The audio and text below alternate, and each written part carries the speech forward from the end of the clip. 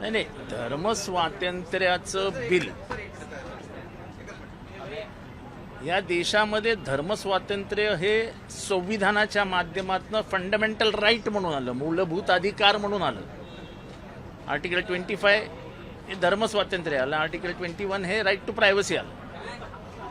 धर्मस्वातंत्र्याचं हे कोणी आणलं? मूळ संकल्पना कोणाची? तर डॉक्टर बाबासाहेब आंबेडकरांची.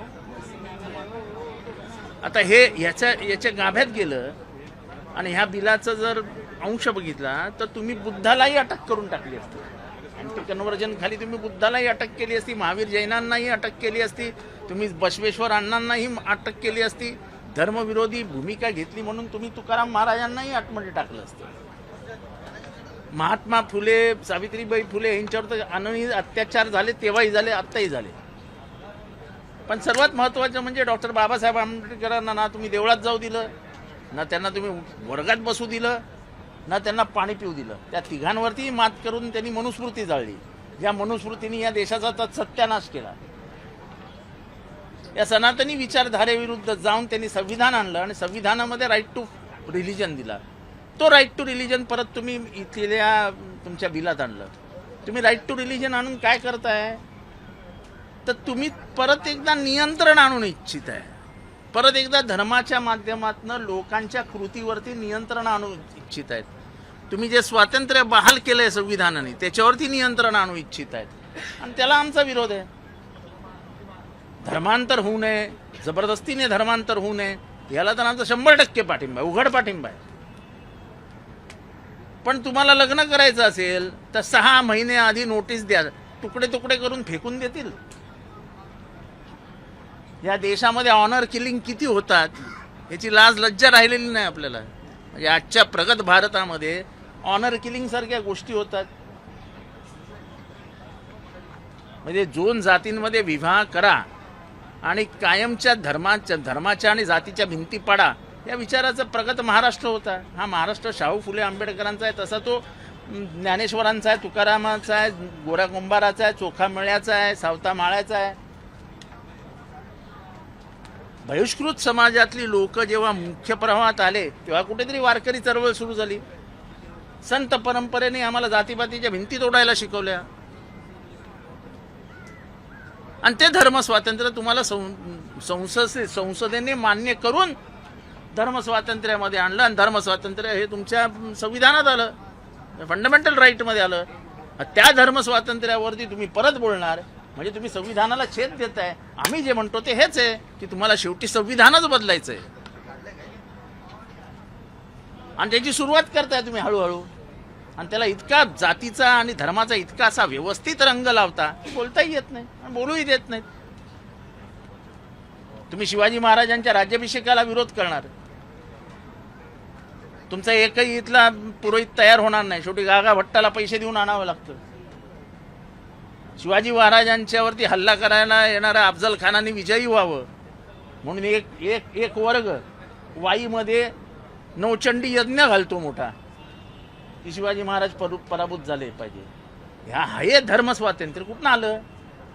एका विशिष्ट जातीचं, एका विशिष्ट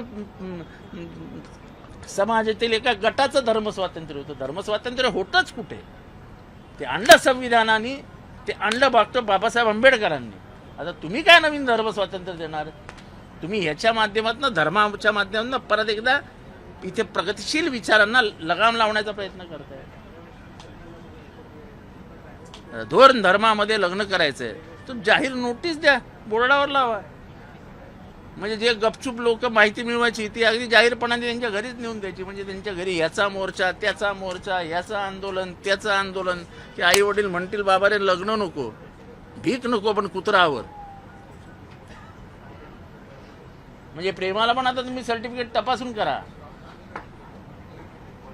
त्याला पण तुम्ही तहसीलदाराची मान्यता घ्या, कलेक्टरची मान्यता घ्या. असा महाराष्ट्र नव्हता. महाराष्ट्र हा प्रगतिशील विचारांचा महाराष्ट्र होता.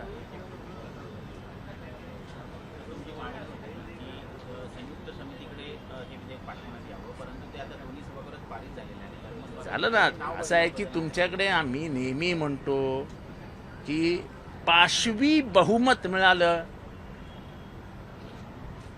की लोकशाहीवरती पाशवी बलात्कार सुरू होतो आणि ते सभागृहात तुम्हाला पाहायला मिळतोय. या सभागृहाचं इतकं अवमूल्यन झालं आहे की सभागृहाचं गांभीर्य गेलं आहे. इथे मंत्री उत्तरं द्यायला नसतात. सत्ताधारी पक्षाचं सभागृह चालवणं हे जबाबदारी आहे. 2 मंत्री असले तर असले अशी परिस्थिती सभागृहात आहे. अर्थात विरोधकांची संख्या अल्प असल्यामुळे आम्ही काही बोलू शकत नाही. संख्येच्या जोरावरती ते इतके अंगावर येतात की आम्ही काही करू शकत नाही. त्यामध्ये जे क्लॉज दिले ते म्हणजे 6 महिन्यापूर्वी तुम्ही नोटीस द्या किंवा आम्हाला सांगा, म्हणजे ह्या जर अहो असं आहे की ती नोटीस लावायची तहसीलदाराच्या बोर्डावरती, ती पेपरमध्ये पब्लिश करायची, म्हणजे घराचा पत्ता द्यायचा, म्हणजे घराच्या पत्त्यामध्ये हा इथे राहतो तो तिथे राहतो, हे दोघं लग्न करणार आहेत, म्हणजे त्या दोघांच्याही घरच्यांना टॉर्चर मारहाण झापडवणार, कसली लग्न होणार. त्यामुळे एक वेगळा उद्रेक पसरू शकतो समाजामध्ये. तुम्हाला हे सगळं बंदच करायचं आहे. रोटी बेटी वेच्या व्यवहाराच्या माध्यमातून इथे होणारा आपलेपणा हा नष्ट करून टाकायचा आहे. धर्माचा कलर लावून तुम्हाला राजकीय स्वरूप द्यायचं आहे. पॉलिटिकल असं आहे की मी नेहमी म्हणतो की पॉलिटिकल आयडिओलॉजी तुमची कुठली असू दे, पण ती that should not be contradictory to the constitution. तुमची पॉलिटिकल आयडिओलॉजी तुम्ही ज्या ह्या बिलात आणली आहे, it is contradictory to the constitution. कॉन्स्टिट्यूशनने राईट टू प्रायव्हसी दिला आहे. मी काय करायचं आहे, राईट टू प्रायव्हसी आहे मला. मग तुम्ही कॉन्स्टिट्यूशनमधनं दिली आहे कशाला मला राईट टू प्रायव्हसी? मी लग्न कोणाशी करायचं आहे तुम्ही कोण ठरवणार आहे? आई वडील नाही ठरवू शकत. एका सज्ञान झालेल्या पोरापोरीचं लग्न कोणी कोणाशी करावं हे आई वडील नाही ठरवू शकत. तुम्ही ठरवणार आहे कोण? सरकार. विधानसभेमध्ये आज विधानसभेमध्ये भास्कर जाधव ज्येष्ठ नेते मनरेगाच्या मुद्द्यावरती बोलत होते. दिव्यानी फरांगे या भाजपचे आमदार आहेत, त्यांनी पहिल्या भागावर येऊन बसत जय श्रीराम बोला असा आग्रह भास्कर जाधवांना केला. वारंवार त्यांच्या भाषणात थोडा टाकण्याचा प्रयत्न केला. अहो जय श्रीराम. देवयानी फरांदे यांनी काय त्याच्यावरती काय हे घेतलंय काय म्हणतात पेटंटचा राईट घेतलाय काय? अहो श्रीराम जेवढा त्यांचा आहे तेवढाच आमचं पण आहे.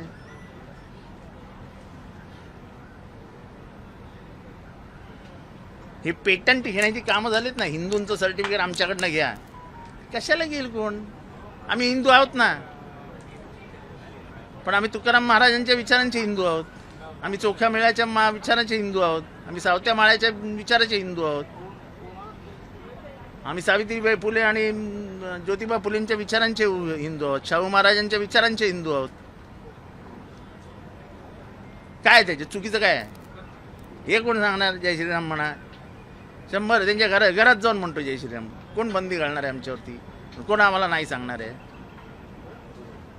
सर विजय वडेट्टीवारांकडनं आता वक्तव्य येत आहे.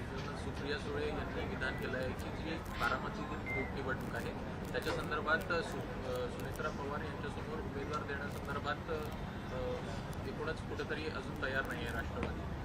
तर विजय वडेट्टीवार त्याच्यावर म्हणत आहेत की आम्ही कुठेतरी विचार करू. एकूणच महाविकास आघाडी म्हणून ही भूमिका आम्हाला कुठेतरी मान्य नाही. असं आहे की हे सगळं वरिष्ठ पातळीवर ठरवलं जाईल. मी छोटा कार्यकर्ता आहे, आपल्याला काय माहीत नाही. पण नेमकं भूमिका काय? मला काही भूमिका माहीत नाही. भूमिका वरती ठरवली जाईल आणि तसा निर्णय घेतला जाईल. या विधेयकाविरोधात अनेक संघटना ज्या आहेत त्या कोर्टात जाण्याचा निर्णय घेत आहेत. कोर्टात हे विधेयक 12 ठिकाणी असा कायदा पारित झाला जिथे बीजेपीचे सरकार आहे आणि 12च्या 12चे हे कोर्टाने थांबून ठेवले. हा फक्त महाराष्ट्राचं वातावरण गढूळ करण्यासाठी आणलेला विधेयक आहे, बाकी काहीही कारण नाही. एका मंत्र्याने सांगितलेले 1 लाख लव जिहादची हे झाली प्रकरणं झाली. 10 प्रकरणं नाही आणू शकला तो मंत्री विधानसभेत. बोलायला काय? बोलायला थोडी पैसे लागतात, काय जबाबदारी असते आपल्यावर? बोलायचं. सर खरातांना पकडलेला आहे. कॅप्टन खरातांना नाशिकमध्ये मोठी कारवाई झालेली आहे. त्यांचे संबंध अनेक राजकीय नेत्यांच्या समोर येत आहेत. रुपाली चाकणकर एका ते सदस्य एका कमिटी सदस्यही आहे त्यांच्या. ठीक आहे, याच्याबद्दल मला काही फार माहीत नाही. त्यांचे भक्त कोण आहेत हेही मला माहीत नाही. प्रत्येकाचा आपापला असतो. जातात आता मी कशाला कोणाची नावं घेऊ? पण शोधा. अंधश्रद्धा कायदा आणण्यावेळी तुमची मोठी भूमिका होती. माझी मोठी भूमिका होती, पण मी आता भक्तगणांची यादी जाहीर करू का? तुमची काय इच्छा आहे की मी भक्तगणांची यादी जाहीर करू का? तुम्ही शोधा ना, शोध पत्रकारिता करा, त्याच्यात पण जरा मजा येईल तुम्हाला, म्हणजे तुम्हाला कळेल महाराष्ट्रात किती जण जायची तिथे. कंगना राणावतने राहुल गांधीला टपोरी असं म्हटलंय. कंगना राणावत कोणाला काही म्हणू शकते, त्या महान आहेत हो. ते अतिशय बुद्धिमान आहेत, प्रचंड अभ्यास केलेला आहे त्यांनी, त्या देशाच्या राजकारणामध्ये त्यांचं अनन्यसाधारण महत्त्व आहे. त्यामुळे कंगना राणावत बोलले आहेत तर त्यांना मी काय बोलू शकतो, खूप मोठ्या आहेत होत्या. हा सर रोहित पवारांनी सांगितलेलं की जय पवारांकडे अजितदादांच्या मृत्यूसंदर्भात अनेक पुरावे आहेत, ते वेळेला पत्रकार परिषद घेऊन आम्ही दाखवू. आता ते बोलल्यानंतर मी आता याच्यावर काय बोलू? नाही, माझी काय रिॲक्शन आहे? उपमुख्यमंत्री सुनेत्रा पवार जे आहेत त्यांनी आणि जय निवेदन पवारांकडे देऊन दबाव आहे. सुद्धा अद्यापही सीबीआय कडे हे प्रकरण वर्ग करण्यात आलेलं नाहीये. आणि जय पवारांवरती दबाव आहे. हे बघा, तो त्यांच्या फॅमिलीचा इश्यू आहे. ते सुनित्रा वहिनी बघतील आणि ते बघतील, आपण कशाला त्याच्यामध्ये बोलावं? जो संशय आपल्याला आहे तो रोहित पवार व्यक्त करतोय. रोहित पवारचं म्हणणे आम्हाला मान्य आहे. हा सर आत्ताच कोणता डिप्युटी म्हणला की रिलिजियस थॉट्सने सत्तेच्या केंद्रीकरणामध्ये संजय शिरसाटचं वक्तव्य असू द्या, हिंदू राष्ट्र बनवणं वक्तव्य असू द्या, आणि तुम्ही म्हण आणि विरोधी पक्ष पण आता नाही आहे विधानसभेमध्ये, तर हे अंकुश ठेवायचं सरकारचा उद्देश म्हणाल म्हणजे वडेट्टीवार म्हणत होते. कसं पाहता तुम्ही हे सगळं? पण मी सांगितलं ना, या धर्मस्वातंत्र्याच्या बिलाच्या माध्यमातून परत एकदा धर्मावरती आपली पकड आणण्याचा प्रयत्न केला जातोय. जी धर्मावरची पकड संविधानाने बाबासाहेब आंबेडकरांनी काढून टाकली होती, ते परत आणण्याचा प्रयत्न आहे हा. आणि म्हणूनच त्याला आम्ही म्हणतोय की संविधान बदलाकडे हळूहळू आपण सरकतो. म्हणजे ह्या बिलाचा जर व्यवस्थित अभ्यास केला तर गौतम बुद्धाला जेलमध्ये टाकलं असतं, महावीर जैनांना जेलमध्ये टाकलं असतं, बसवेश्वर अण्णांना जेलमध्ये टाकलं असतं, धर्मविरोधी कारवाया केल्या म्हणून ज्ञानेश्वरांना जेलमध्ये टाकलं असतं, तुकाराम महाराजांना जेलमध्ये टाकलं असतं, गोरा कुंभार सावता माळी सगळ्यांना जेलमध्ये टाकलं असतं. डॉक्टर बाबासाहेब आंबेडकरांना तर नोटीस नाही दिली म्हणून जेलमध्ये बसवलं असतं.